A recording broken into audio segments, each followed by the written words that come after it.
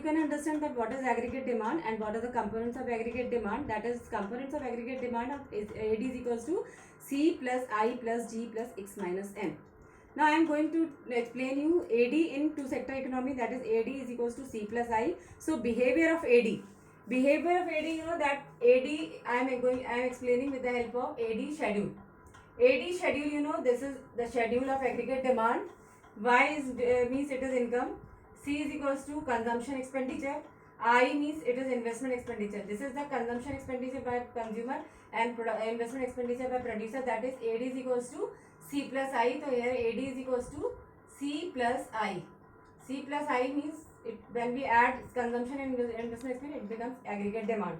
Now how you can explain this behavior of aggregate demand with the help of graph.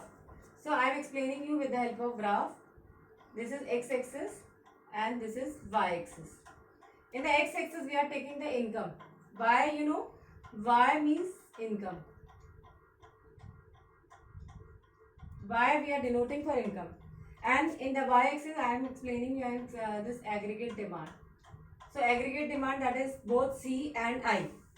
Income, you know, that is income is previously your income is 0 and now your income goes on increasing. That is previously it is 100, 200, 300, 400, 500, 600. So this is 100, 200, 300, 400, 500 and this 600. So this is a different level of income and this is aggregate demand. So here also I am taking 100, 200, 300, 400, 500 and 600.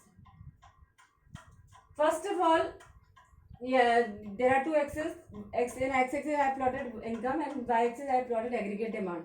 Now this is the point where income is 0. From this income 0, we are plotting the income curve, that is from the this point of origin. We will this is a 45-degree line. We are making the line and divide the line into two, this graph into two parts. It is known as income. This 45-degree line divide the graph into two equal parts, and this line is also known as the line of reference. Why it is known as line of reference? This is known as line of reference because it creates the difference between income and consumption. Now this is I, you know, investment expenditure is 20. This is in crores. So this is 20 crores and this is constant. It is independent to the level of income. It is not increasing as the income increases. It is independent because it is autonomous investment, and basically this investment is of the government sector. Government is doing investment for public welfare. The aim of government is not to earn profit. So whatever the investment once government is doing, it is constant with a different level of income. So it cannot be changed and it is known as autonomous investment expenditure. So this investment curve starts from, suppose this is 20. So this is, it start from this point and this is parallel. This is I, investment curve, and it is parallel to x-axis. This line is a straight line curve. This is parallel to x-axis and it tells us that income and that is investment expenditure is constant. It is not changing. And your consumption curve starts from 40. This is 40, but here income is 0. So this is our consumption expenditure is 40 here and our income is 0. Why? Because at the 0 level of income, our consumption expenditure will never 0. There is always some consumption expenditure. Even our income is 0 also. This is known as minimum level of expenditure, and it is also known as autonomous consumption expenditure. Basically this expenditure is for our survival. Whether our income is 0 but people are doing some expenditure for their survival, and this expenditure either from past saving or from borrowings, or it is also known as negative saving. So this AD curve, now 40 is consumption expenditure and 20 is investment expenditure. Is 40 plus 20 is equals to 60. So this aggregate demand curve starts from 60. So this at this point AD curve starts. This is the starting point of AD curve. And when your income is 100, your consumption expenditure aggregate demand is 140 now.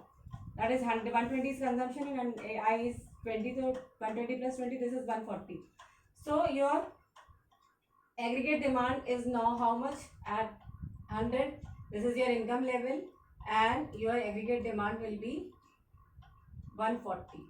So this curve joins at the point here. And now when your income is 200, when your income is 200, now income increases to 200, and your aggregate demand is now how much? 220. So this is 200, and this is your income consumption will be 220. So now your aggregate demand curve will be here. Now when your income is 300, your aggregate demand is also 300. That is, both income and aggregate demand is equal. So at this is 300 and this will be 300. So this particular point will,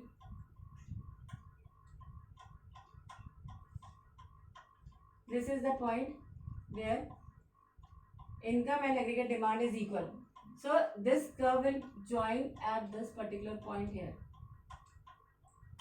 This point shows that your income and aggregate demand both are equal. Now after that, when your income is 400, your aggregate demand will be 380.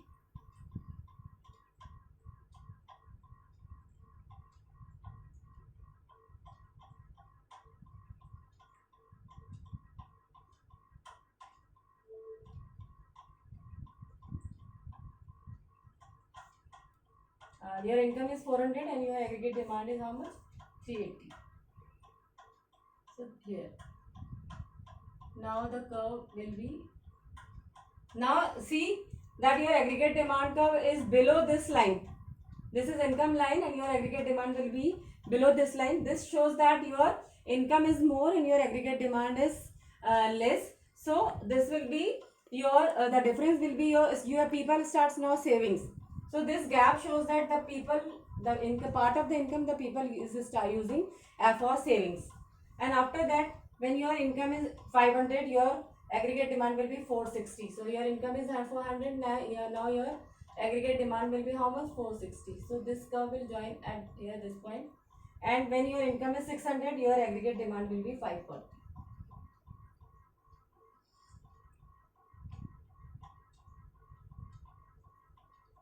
So this is your aggregate demand curve.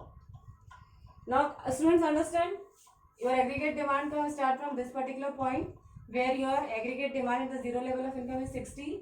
As your income increases, your aggregate demand is also increases, because income increases, people is the level of income, people also starts doing expenditure, and as your income increases, your aggregate demand curve also started. At a particular point, your aggregate demand and consumption is equal. Aggregate demand and income will be equal. This shows that whatever your income, all the income will be spent, so there will be no saving. And after that, when your income is more and aggregate demand curve is less, that means this is the income line, this will be higher than this curve. So this gap is known as saving. Now the people start saving, and this is 45-degree line, which is known as the income line. Now understand, this is the behavior of aggregate demand curve. Now I am explaining the graph more clearly, that your first of all, your this is the I, investment expenditure, this is 20 crore and this is constant, so that is why this line is parallel to x-axis.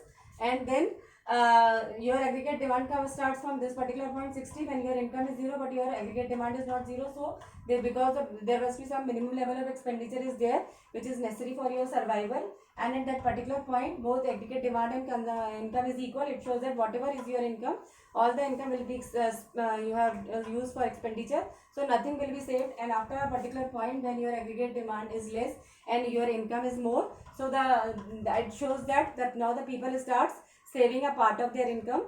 And before that, when the aggregate demand is more, there will be no saving, and when aggregate demand is less than income, the people start saving.